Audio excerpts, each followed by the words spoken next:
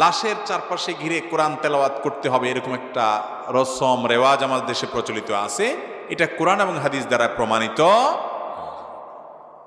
কোরআন যখন এই লোকটাকে শোনানো দরকার ছিল তখন এলাকার আলেমরা কোথায় ছিলেন? তখন তার জীবদ্দশায় সে কানে কাছে কোরআন বলে যাওয়া দরকার ছিল। হয়তো অনেকে বলেছেন, কিন্তু মরে গেছে, শেষ। মান মাতা ফাকাদ কামাত কিয়ামাতুহু, তার এখন হিসাব শুরু হয়ে গেছে। এখন তারে কোরআন শোনানো যাবে না, আর কোনো লাভও নাই।